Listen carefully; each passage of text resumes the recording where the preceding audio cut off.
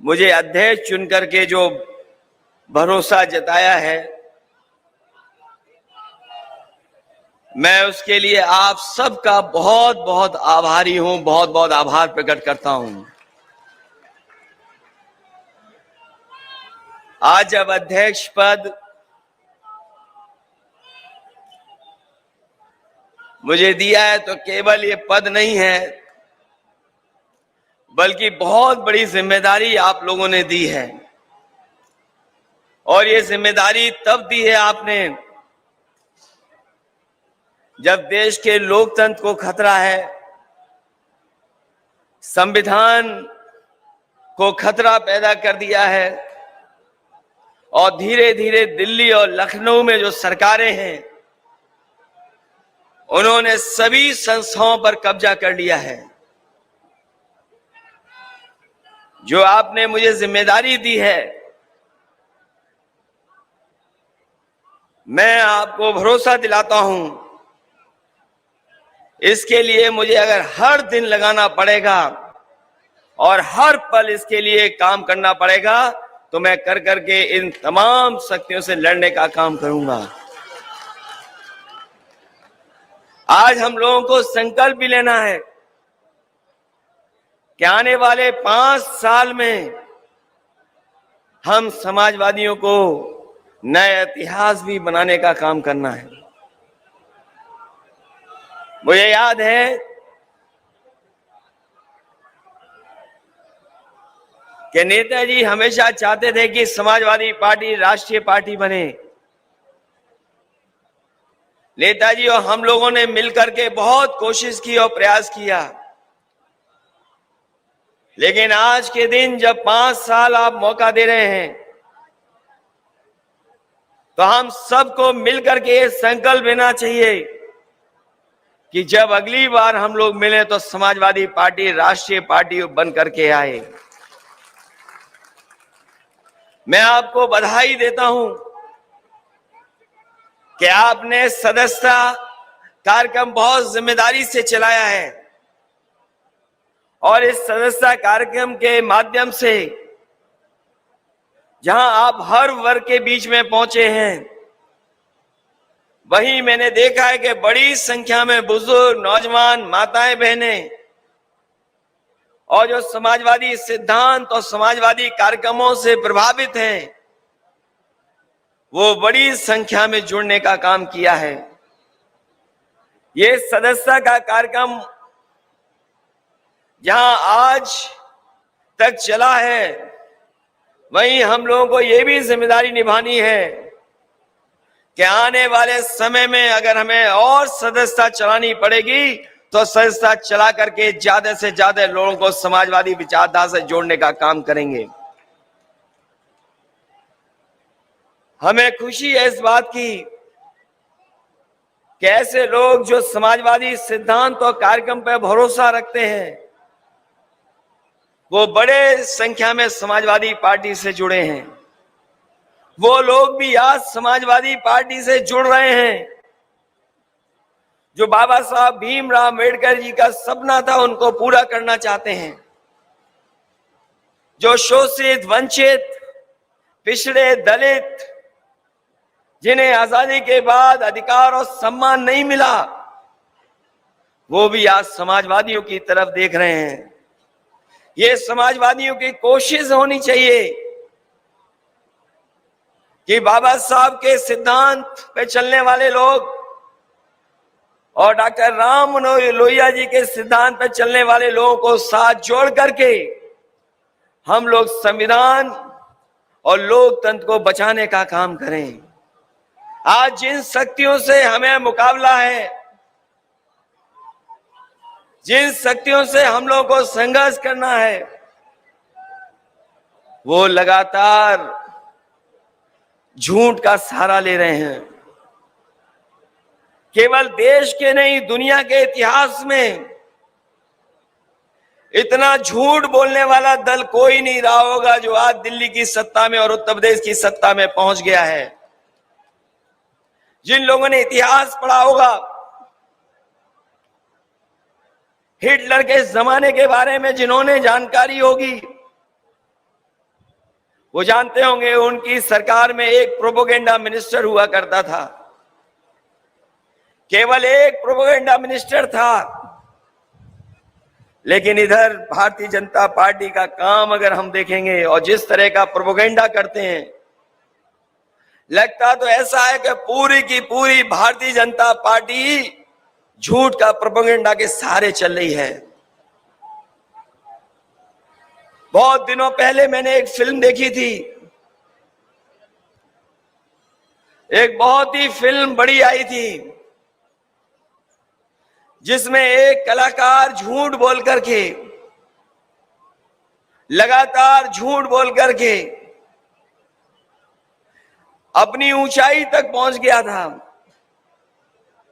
वो झूठ के सहारे ही तरक्की कर रहा था। जहां कहीं भी उसे आगे बढ़ना होता था, वो झूठ का सहारा लेकर के ही बढ़ता था। वो अपने लोगों से भी झूठ बोल भर करके झूठ की आदत डाल ली थी। एक बार उसके बेटे का जन्मदिन था। कई जन्मदिन पर झूठ बोल करके भी उनके जन्मदिन पर नहीं पहुंचा करता था। उस दिन जब बेटे ने आसमान की तरफ देखा तो तारा टूटते हुए उसने देखा, और उसे याद आया कि तारा टूटने के समय जो मांग की जाती, जो इच्छा की जाती, वो पूरी होती है। जब उसने तारा टूटते हुए देखा तो यही इच्छा की उसने कि आज के बाद से हमारे पिताजी सच बोले, सच के अलावा कुछ न बोले। और वो इच्छा पूरी हो गई। उसका झूठ पकड़ा गया, झूठ ऐसा पकड़ा गया कि सब पोल खुल गई। इसलिए समाजवादी साथियों, आज नवरात्र है, नवरात्र के व्रत चल रहे हैं।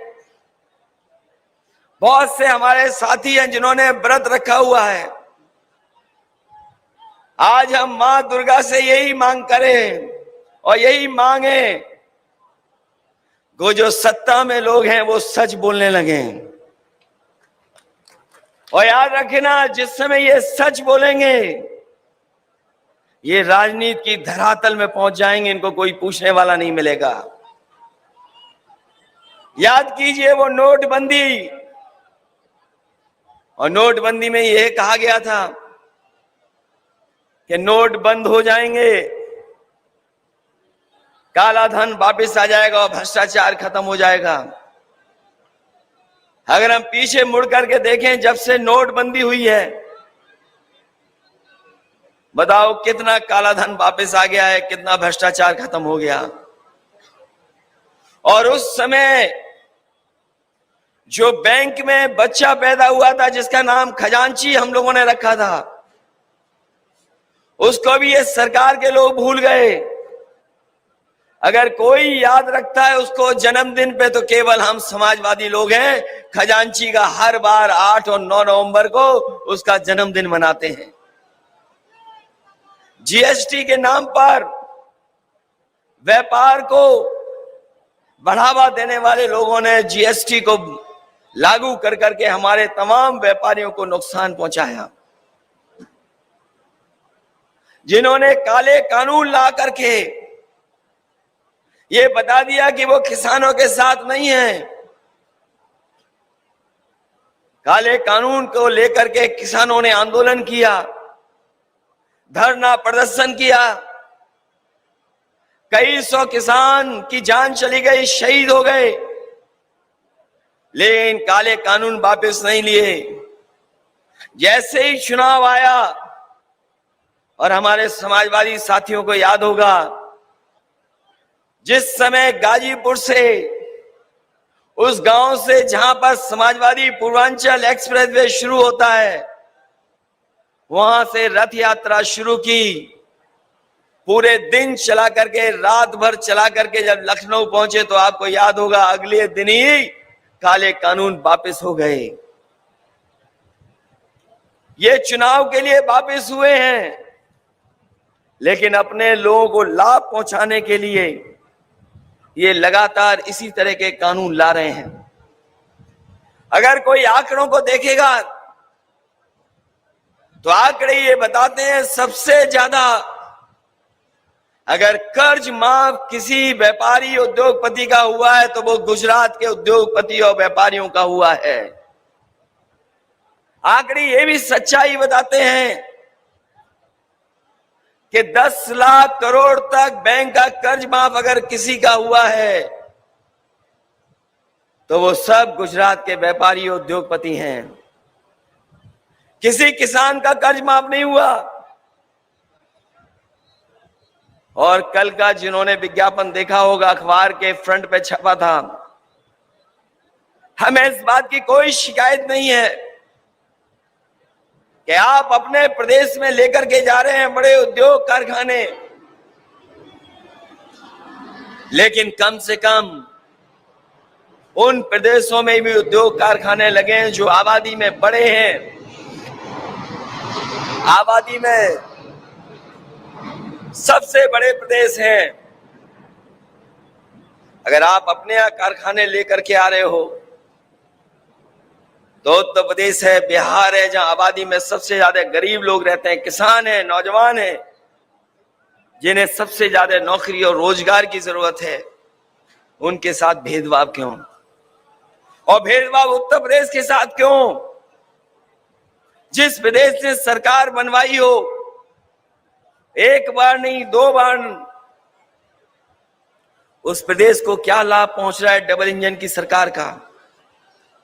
डबल इंजन की सरकार केवल धोखा दे रही है। जहां नौकरी रोजगार नहीं, और मुझे अभी कुछ दिन पहले जानकारी मिली थी कि फर्रुखाबाद में 12 जिलों की अग्निवीर की भर्ती हो रही थी। 12 जिलों से लगभग 1,13,000 नौजवानों ने फॉर्म भरे थे भर्ती के लिए फौज की। 12 जिलों में जो नौजवान आए थे वो भर्ती के लिए आए थे।